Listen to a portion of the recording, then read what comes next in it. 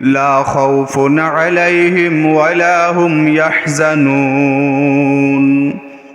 والذين آمنوا وكانوا يتقون لهم البشرى في الحياة الدنيا وفي الآخرة لا تبديل لكلمات الله ذلك هو الفوز العظيم آمنت بالله صدق الله مولانا العظيم وقال النبي صلى الله عليه وسلم قال الله تعالى أعددت لعباد الصالحين ما لا عين رأت ولا أذن سمعت ولا خطر على قلب بشر أو كما قال عليه الصلاة والسلام إن الله وملائكته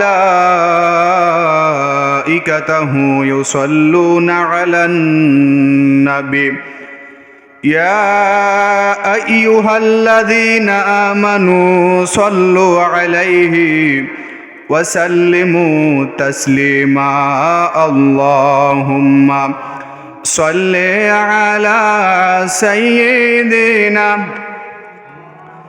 বাবারা ভাইরা জবান খুলে রাসূলের মহব্বতে সকলে দুরূদ পড়েন আল্লাহুম্মা সাল্লি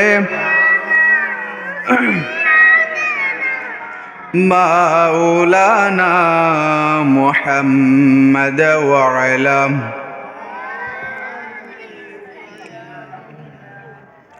মাওলানা লক্ষ কোটি সালাম জানাই আমার দয়াল নবীর কদমে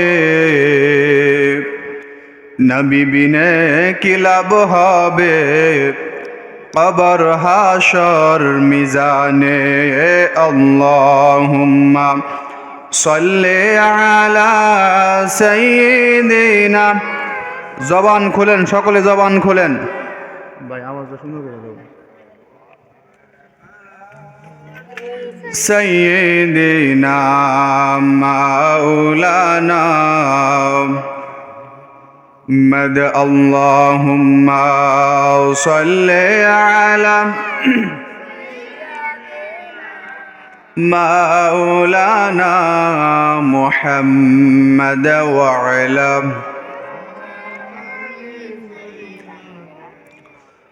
مولانا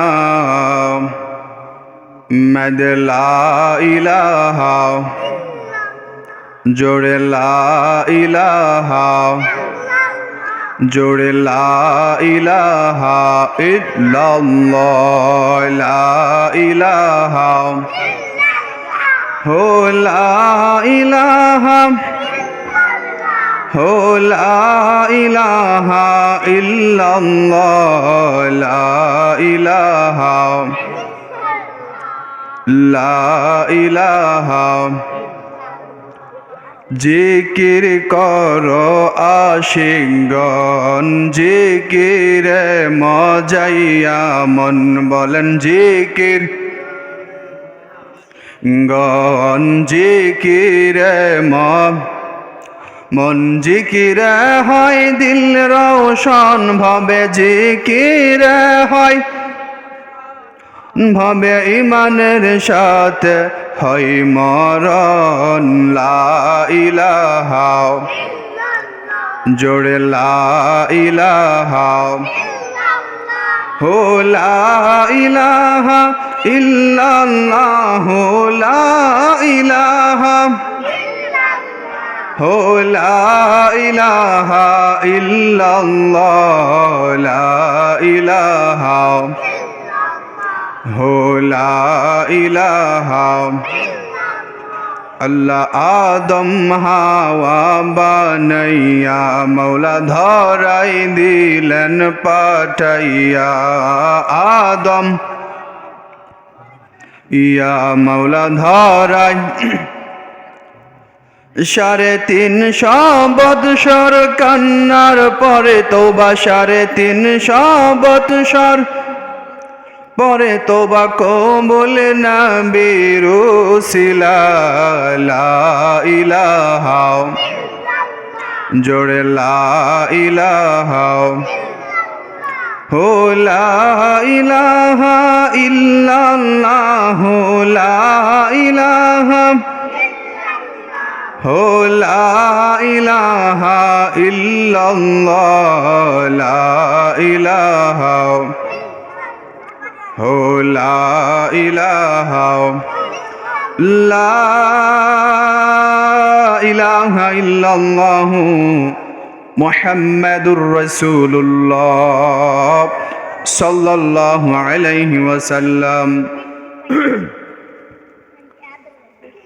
মোহরকোনা ঢালা যুব সমাজের উদ্যোগে আয়োজিত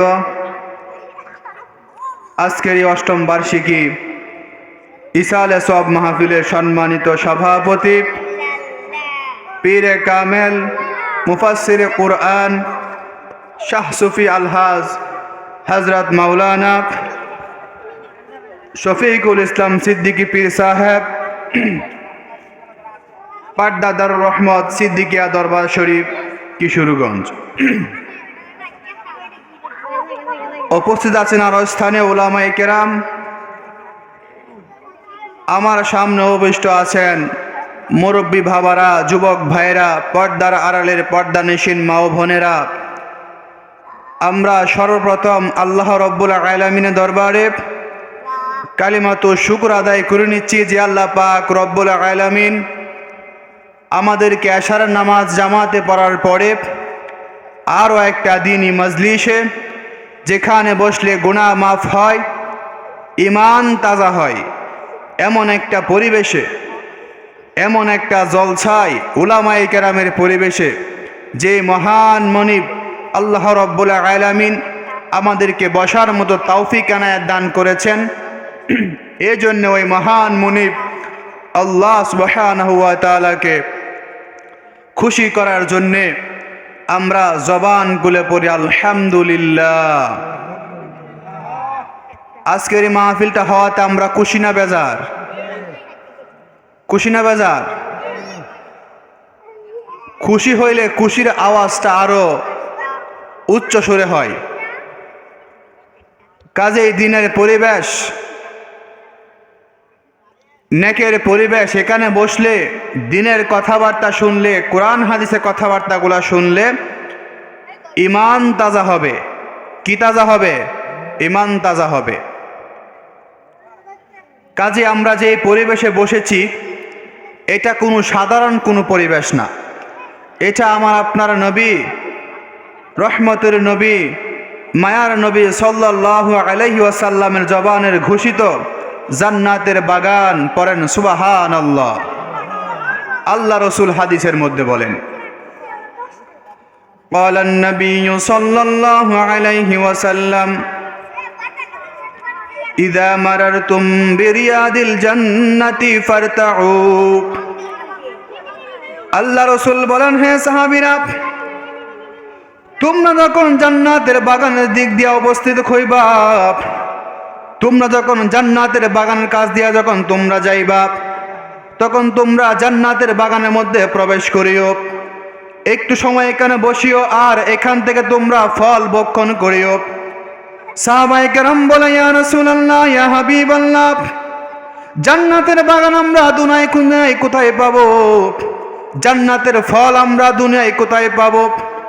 আল্লাহ রসুল বলেন, হে সাহাবীরা, তোমরা শোনো, যেই জায়গার মধ্যে বসিয়া মহান মালিক আল্লাহ রব্বুল আলামিনের প্রশংসা করা হয়, আল্লাহ তাআলার বরত্বের কথাবার্তা বলা হয়, আল্লাহ তাআলার শান আজমতের কথাবার্তা বলা হয়, ওই জায়গাটাকে জান্নাতের বাগান বলা হয়। পড়েন সুবহানাল্লাহ।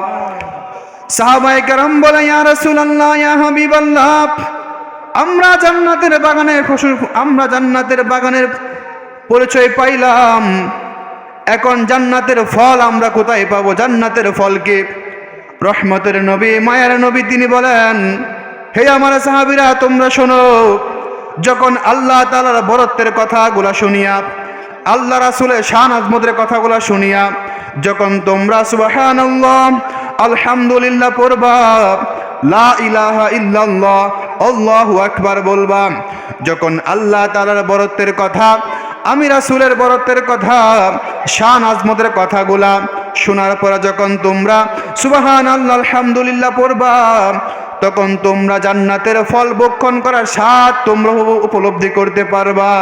বলেন সুবহানাল্লাহ।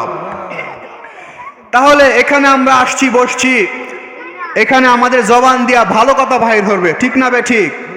আমাদের জবান দিয়া ভালো ভালো কথা বাহির হবে, দামি কথা বাহির হবে, যেগুলা শুনলে মানলে দুনিয়াতে উপকৃত হব, আখিরাতেও উপকৃত হব। কাজেই জান্নাতের বাগান তো আর প্রতিদিন হয় না। যারা এদিক সেদিক ঘোরাফেরা করতেছেন, বাবা মুরব্বীরা, মাহফিল তো আর প্রতিদিন হয় না।